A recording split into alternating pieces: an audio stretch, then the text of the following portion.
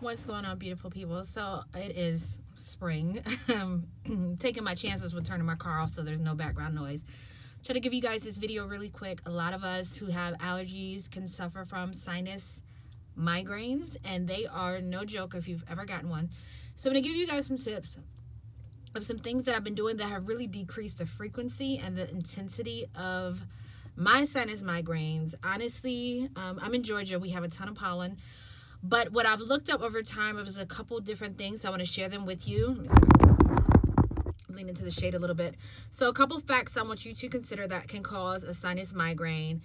Number one is called barometric pressure, and this is the pressure in the air, okay?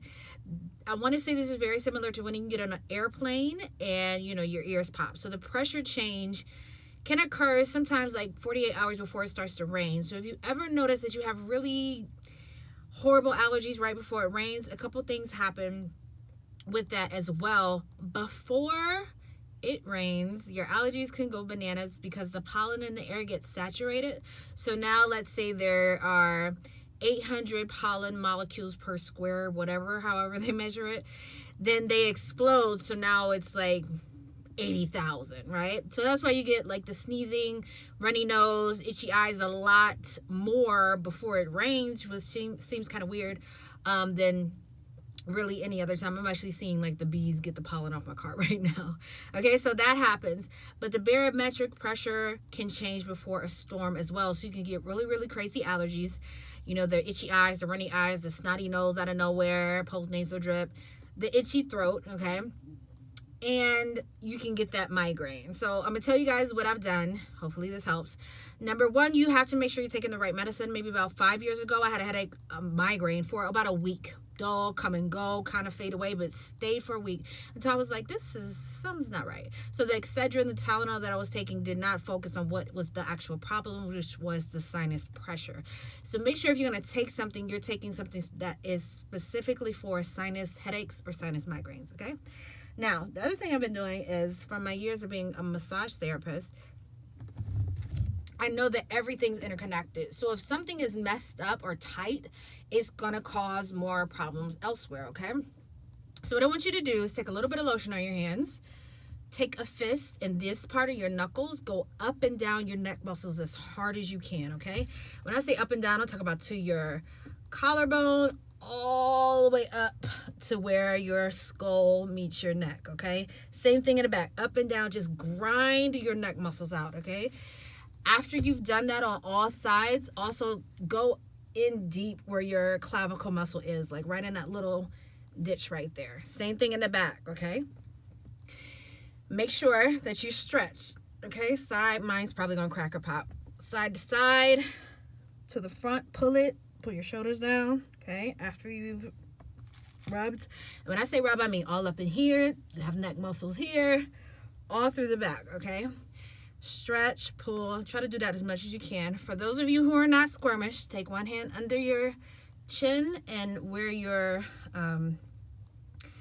hairline is, where your head meets your neck, and lift it, turn it, lift it. Okay, for those of you who are used to adjusting or cracking your neck, go for it. Don't do that every single day, but try to at least adjust your neck maybe twice a week. But definitely, sometimes your neck just pops when you stretch that way, okay? The other thing I want you to do is be mindful when you sleep. For those of you who sleep on your hand, what you're actually doing is adjusting your jaw all night long. You're shifting your jaw, which can shift your muscles, which can shift your skull and different platelets in your skull. And although they're kind of fused together, they're still kind of pliable as well. And the muscles that lay on your sinuses, okay? So all of that can get pressed and compressed. And so you pinch, pressed, and compressed. Okay, I want to make sure I'm getting all the right words. So if you're sleeping on your hand, okay, stop. Because you can shift your jaw and really give yourself a headache even in the simplest form of that, okay? So if you're sleeping on your hand, try to be conscious not to do that. The other thing I want you to be mindful of, I started getting headache really, really quickly. One day I was like sleeping like this on my pillow. So this is a side view. And my head was back like this. And then as soon as I sat up, it went away. The reason this can happen is right here where your head meets your neck muscles. I mean, where your skull meets your neck. That is where your sinuses drain. So you're pinching your sinus drainage points, okay? This is another thing I want you to keep in mind. The reason why you get an itchy throat is because ear, nose, and throat and mouth, all of that drains down your throat, okay? All that's connected. ENT, get myself together, ear, nose, and throat doctor. So all of that waste drains. I could show you guys my car right now, but it's just covered in pollen. So when you're pinching that part, you're gonna give yourself, you can't give yourself a headache. So if you sleep like this, try to adjust your neck up when you're sleeping. And the other thing is I highly recommend, because I've searched high and low for years and years and years to the best pillows. The only pillows that I found that really are comfortable for me are shredded memory foam pillows, okay? Because you can mush them to the size that you need them to be, or you can fluff them up to the size of your neck, because you're really not supposed to compress this, okay? Because same thing, you have, you know, if you're sleeping on a pillow and it's really sheet of paper pillow, like I know a lot of guys have these, and you don't get a pillow that is thick enough to hold your head up straight, you're pinching your muscles all night long. So all of those things can cause you to have a sinus migraine, okay? Again, make sure you're taking the right medication. If you decide to get it over the counter, make sure it says sinus migraine or sinus headache medicine, okay? If you're like me, you have allergies, I've upped my allergy pills because the pollen is not playing. These bees are really by my car, just getting the pollen off my car of all things. So make sure you're taking like a daily non-drowsy 24-hour. And on top of that, you may need a little bit more allergy medicine at night.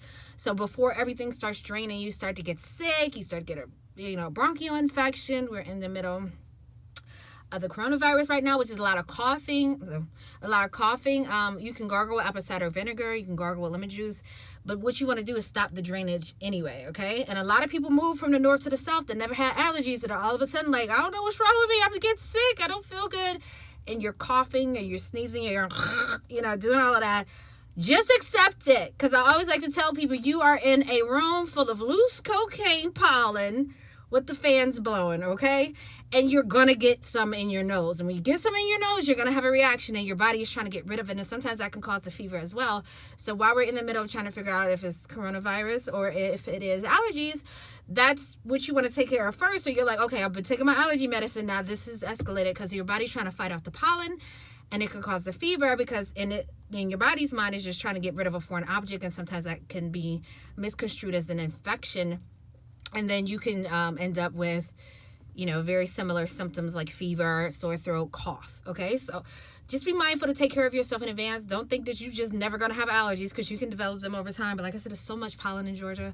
But anyway, I hope that helps, because I have had one so far, thank God, one migraine this spring, and it is April now. So getting into it, and I know some people just have it fluctuates before or it fluctuates to be worse in the fall for some people. I know mine goes crazy in about October.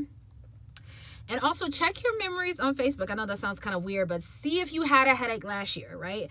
See if you were asking people about their symptoms last year, or put up a post this year when you get them, and then just so you can have your memories and check them for last year. But if you do this, make sure you try to do it like twice a day, okay? So that your muscles can get adjusted to being a little bit more relaxed.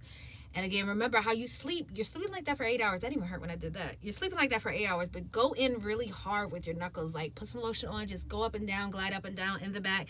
And if you can, massage like right across here. Or if you can't, if you find a chair that's like a hard back chair, you can rub your neck that way.